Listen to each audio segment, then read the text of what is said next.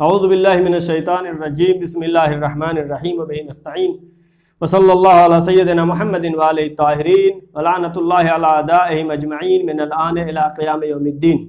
تمام ناظرین و سامعین کی خدمت میں سلام عرض کرتا ہوں، اور جیسا کہ آپ جانتے ہیں سلسلہ دروس سے ترجمہ و تفسیر قرآن جو مستقل آپ کی خدمت میں پیش کر رہا ہوں، آج اس سلسلہ دروس کا درس نمبر 54 ہے، یعنی 54، اور ہم نے ابتداء قرآن مجید سے شروع کیا ہے۔ پارہ نمبر 2 اختتام پر ہے انشاءاللہ، اور کل ہم نے آیت نمبر 227 آپ کی خدمت میں پیش کیا تھا تک، اور آج آیت نمبر 228 اور 229 آپ تمام ناظرین و سامعین کی خدمت میں پیش کر رہا ہوں۔ بسم اللہ الرحمن الرحیم۔ والمطلقات یتربصن بانفسہن ثلاثۃ قروء ولا يحل لهن ان يكتمن ما خلق الله في ارحامهن وان كن يؤمن بالله واليوم الاخر وبعولتهن احق بردهن في ذلك ان ارادوا اصلاحا ولهن مثل الذي عليهن بالمعروف وللرجال عليهن درجة واللہ عزیز حکیم۔ کل جو بحث چل رہی تھی، جو 2 آیتیں ہم نے آخر میں پڑھی، اس میں یہ لفظ تھا فَإِنْ فَاءُوا فَإِنَّ اللَّهَ غَفُورٌ رَحِيمٌ۔ اگر دونوں شوہر میں دوستی ہو جائے دوبارہ تو پھر اللہ جو ہے معاف کرنے والا ہے۔ وَإِنْ عَزَمُوا الطَّلَاقَ، اگر طلاق دینا چاہ رہے پھر بھی فَإِنَّ اللَّهَ سَمِيعٌ عَلِيمٌ، اللہ سمیع ہے اور علیم ہے، یعنی اللہ جو اس کا حساب لے گا۔ اگر زوجہ کی طرف سے زیادتی ہے تو زوجہ کو اس کا حساب دینا ہوگا، اگر شوہر کی طرف سے زیادتی ہے تو شوہر کو اس کا حساب دینا پڑے گا۔ خداوند عالم جہاں پہ کہہ رہا ہے دوستی ہو جائے غفور الرحیم، جہاں پہ کہہ رہا ہے اگر طلاق ہو جاتا ہے تو سمیع علیم۔ والمطلقات، آج کی آیت والمطلقات یتربصن بانفسہن ثلاثۃ قروء، اور اگر جو ہے طلاق ہو گیا ہے تو اس عورت کو کہ جسے طلاق ہوا ہے، یتربصن، وہ رکے گی، صبر کرے گی، بانفسہن ثلاثۃ قروء، خود جو ہے 3 طہر یعنی 3 مرتبہ خون حیض، تقریباً 3 مہینہ کچھ دن اسے انتظار کرنا ہے۔ یعنی یہ ہے کس چیز کو بیان کر رہا ہے؟ عدہ کو، یعنی اگر طلاق ہو گیا پھر 3 مہینہ 3 قروء 3 طہر عدہ رکھنا ہے۔ ولا يحل لهن، اور ایک تو عدہ ہو گیا یہ، لیکن اگر جو ہے حاملہ ہے تو آیت کہہ رہی ولا يحل لهن، ان عورتوں کے لیے حلال نہیں ہے ان یکتمن ما خلق اللہ، کہ وہ چھپائیں ما خلق اللہ، جو اللہ نے خلق کیا ہے، فی ارحامہن، ان کے رحم میں، ان کے پیٹ میں اگر بچہ ہے تو اس کو چھپائیں نہیں، اس لیے کہ اس کا عدہ کیا ہے؟ اس کا عدہ ہے بچے کی ولادت تک، جب تک ولادت نہیں ہو جاتی ہے بچے کی، جب تک عدہ رکھنا ہوگا، اس کے پہلے وہ عقد کسی اور سے نہیں کر سکتی۔ ان کن یؤمن باللہ والیوم الاخر، اگر ایمان رکھتی ہے وہ اللہ پر، قیامت پر، تو اس کو چھپانا نہیں چاہیے۔ وبعولتہن احق بردہن،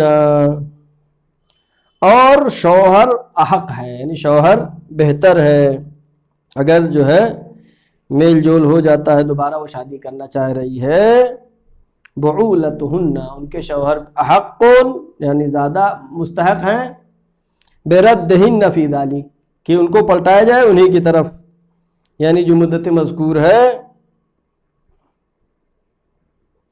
ہاں، وہ احق بردہن فی ذلک، یعنی وہ بیچ میں، یعنی عدہ پورا ہونے سے پہلے حق یہ ہے، مستحق یہ ہے کہ وہ پلٹے اسی شوہر کی طرف، یعنی اشارہ اس بات کی طرف ہے کہ اگر عدہ پورا نہیں ہوا تو طلاق نہیں ہوا وہ، یعنی اس طریقے سے اگر کئی بار بھی اگر طلاق ہو گیا، عدہ بھی پورا نہیں ہوا ہے، اس درمیان میں شوہر اور زوجہ کے درمیان دوستی ہو جاتی ہے، تو پھر طلاق کل عدم ہے، یہ فقہ شیعہ میں طلاق کل عدم ہے۔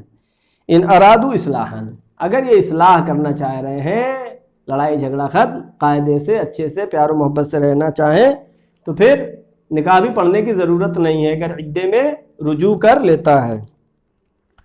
وَلَهُنَّ مِثْلُ الَّذِي عَلَيْهِنَّ بِالْمَعْرُوفِ، اور ان کے لیے ہے، ان عورتوں کے لیے ہے، مثل الذی، اسی طریقے سے علیہن بالمعروف، عورتوں کو بھی چاہیے کہ ویسے ہی معروف کریں، یعنی نیکی سے پیش آئیں، اور پھر جو لڑائی جھگڑا ہے اس کو ختم کر دیں۔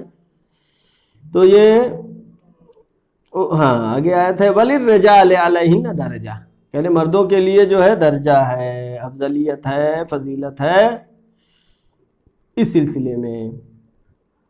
واللہ عزیز حکیم، اللہ عزیز بھی ہے اور حکیم بھی ہے، یعنی اللہ کا کوئی بھی امر حکمت سے خالی نہیں ہے۔ لہذا اس آیت میں یہ ذکر ہوا ہے کہ طلاق کے بعد عدہ ہے جو کہ 3 طہر ہے، 3 دفعہ پاک ہونا ہے اس کو، اور مرد کے لیے درجہ ہے جو ذکر ہوا ہے، مرد کے لیے ذمہ داریاں بھی ہیں اس کی،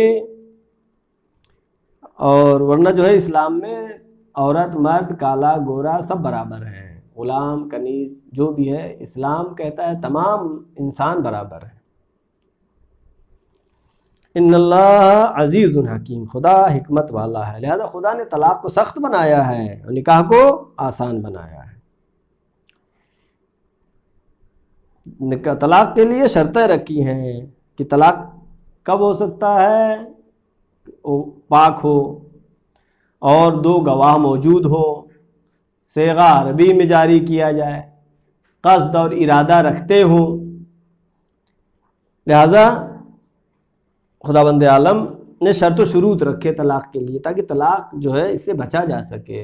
پہلے بھی میں نے ذکر کیا ہے کہ سب سے قبیح اور ناپسند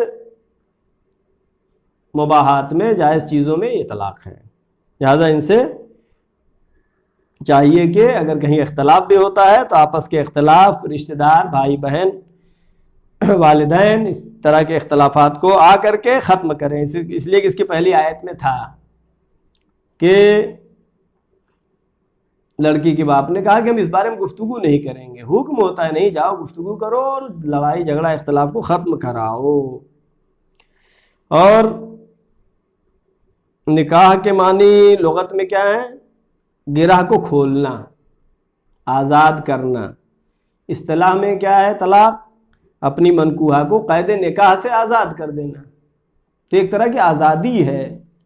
اگر اختلاف بڑھ رہا ہے اور زندگی جہنم بن رہی ہے تو اور زندگی ساتھ میں گزر پانا مشکل ہے، تو دین اسلام نے راستے کھول رکھے ہیں۔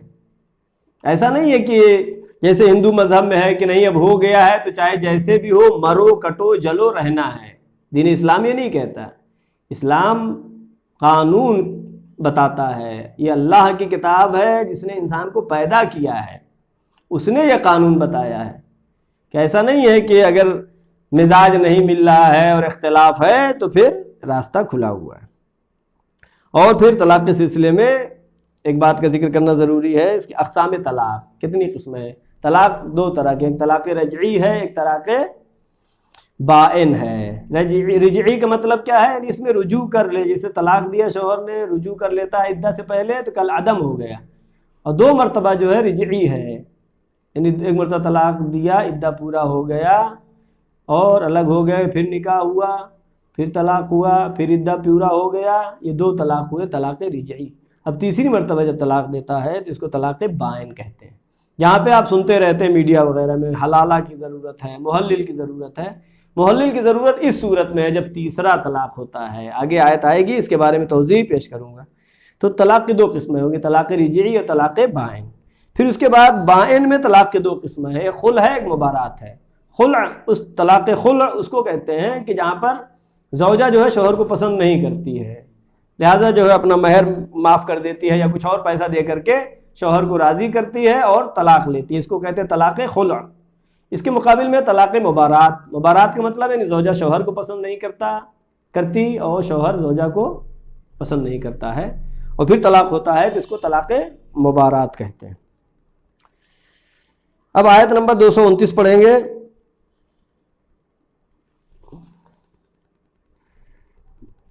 الطلاق مرتان فامساک بمعروف او تسریح باحسان.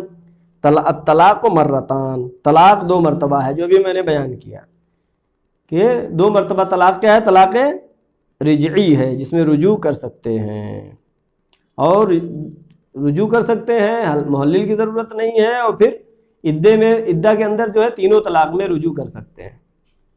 فامساک بمعروف او تسریح باحسان، تو چاہے تو اس کو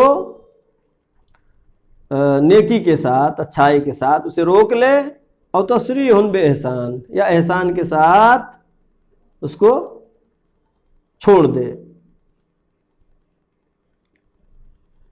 لہذا امساک بمعروف پہلے آیا ہے، یعنی خداوند عالم زیادہ زور دے رہا ہے کہ کسی طریقے سے یہ اختلاف خانوادگی، یہ فیملی کا اختلاف، اس کو دور کیا جائے. الطلاق مرتان، دو مرتبہ ہے. مرہ کہتے ہیں نہیں مرتبہ، مرتان دو مرتبہ.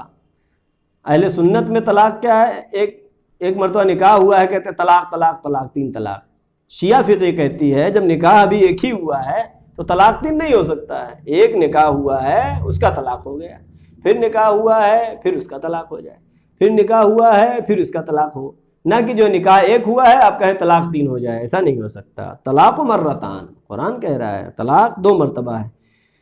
فامساک بمعروف او تسریح باحسان ولا یحل لکم، اور تمہارے لیے جائز نہیں ہے، شوہر کے لیے ہے خطاب، ان تاخذوا مما آتیتموہن شیئا، کہ جو کچھ تم نے اس کو دیا ہے زوجہ کو، اس سے وہ سب سامان وغیرہ سب واپس لینے لگو، یہ جائز نہیں ہے. الا ان یخافا، جو مہر دیا ہے یا جو سامان دیا، الا ان یخافا الا یقیما حدود اللہ، مگر یہ کہ وہ دونوں ڈرے، یعنی شوہر اور زوجہ کے حدود خدا کی رعایت نہیں ہوگی، یعنی اس پیسے کا غلط استعمال ہوگا. یہ حکومت اسلامی میں قاضی معین کرے گا، حاکم شرع معین کرے گا.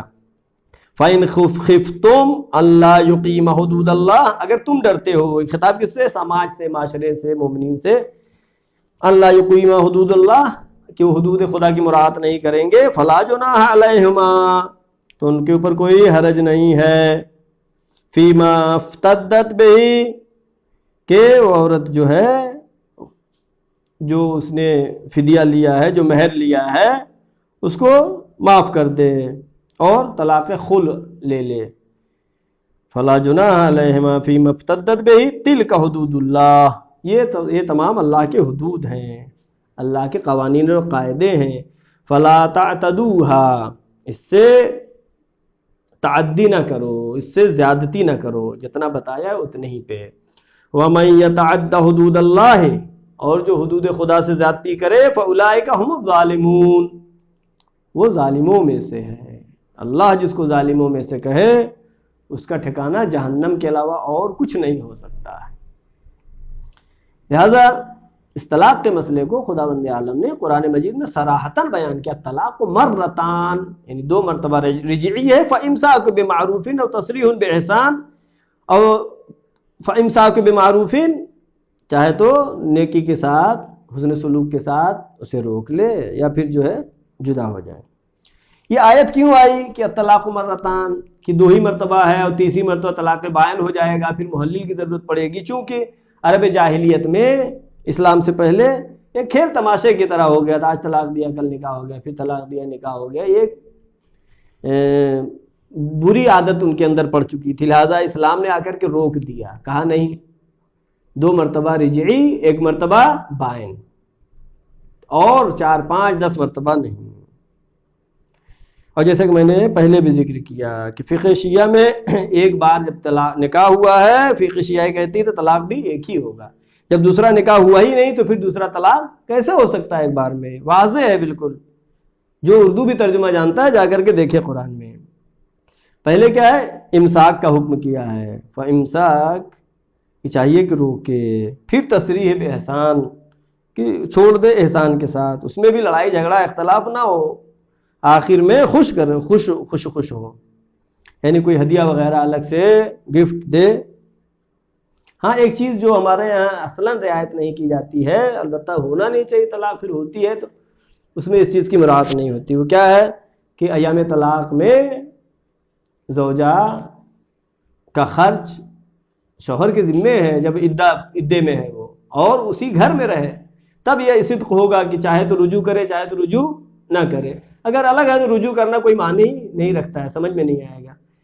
لہذا جو ہے ایام طلاق میں شوہر اس کو اپنے گھر سے باہر نہیں نکال سکتا ہے. یعنی عدہ کے زمانے میں جو بھی خرچ ہے، خرچ بھی اس کو دینا ہے. اور اگر اس زمانے میں اتحاد ہو جاتا ہے، اختلاف ختم ہو جاتا ہے، اگر اس پہ عمل ہونے لگے تو بہت سے طلاق جو واقع بھی ہو جاتے ہیں دونوں کے اس سے ختم ہو جائیں اور سمجھ میں آ جائے، اور نتیجہ یہ نکلے گا کہ تعداد جو ہے بہت کم ہو جائے گی. لیکن قرآن مجید نے جو بتایا ہے وہ خالق کا کلام ہے جس نے انسان کو پیدا کیا ہے. وہ جو حکم دے رہا ہے اگر اس پر پورا عمل کیا جائے گا تو تمام مسائل حل ہو جائیں گے. لہذا حکم کیا ہے کہ کوشش یہ کرے کہ ان کے درمیان اختلاف کو ختم کیا جائے. ومن یتعد حدود اللہ، حدود خدا سے، اگر احکام خدا سے، اللہ کے بتائے ہوئے جو قوانین ہے اس سے اگر کوئی آگے بڑھ جاتا ہے بے مورد، بغیر وجہ، بغیر کسی پریشانی کے، اور مسئلہ حل ہونے والا ہے پھر بھی حل نہیں کر رہا ہے اپنی ضد کی وجہ سے، اپنے کینے کی وجہ سے، اپنے حسد کی وجہ سے، تو خدا کیا کہہ رہا ہے؟ فَأُولَئِكَ هُمُ الظَّالِمُونَ، وہ ظالموں میں سے شمار ہوگا. لہذا ہماری دعا ہے پروردگارہ محمد وآل محمد کے صدقے میں، شہداء معصومین علیہ السلام کے صدقے میں ہمیں ان میں سے قرار نہ دے جسے تو نے ظالمین میں سے قرار دیا ہے. پروردگارہ محمد وآل محمد کے صدقے میں، شہداء معصومین علیہ السلام کے صدقے میں ہماری اس مختصر سی عبادت کو قبول فرما. پروردگارہ محمد وآل محمد کے صدقے میں جو بھی پریشان حال ہے ان کی پریشانی کو دور فرما. معبود، ہم جو چند آیت، آج 2 ہی آیت ہم نے تلاوت کیا ہے، پروردگارہ اس کا ثواب شہداء معصومین علیہ السلام کے صدقے میں جو بھی حاصل ہو، ہمارے تمام مرحومین مومنین و مومنات کو اصال ثواب فرما. پروردگارہ محمد وآل محمد کے صدقے میں پرچم اسلام کو سربلند فرما، پرچم کفر نفاق کو سرنگو فرما. معبود، جو بھی مریض ہیں ان کو شفاء کامل و عاجل عطا فرما. پروردگارہ اس کورونا بیماری سے جلد از جلد ہم سب کو نجات عطا فرما. پروردگارہ محمد وآل محمد کے صدقے میں علماء اکرام، مراجع اکرام، بالاخص آیت اللہ سیستانی و مقام معظم رہبری کی حفاظت فرما. پروردگارہ پرچم اسلام کو سربلند فرما، جمہوریہ اسلامی ایران کی حفاظت فرما. پروردگارہ ہمارے امام زمانہ کے ظہور میں تعجیل فرما، ہم سب کو ان کے یاور و انصار میں شمار فرما. وآخر الدعوانا ان الحمد للہ رب العالمین، والسلام علیکم ورحمۃ اللہ وبرکاتہ. اللہم صلی علی محمد.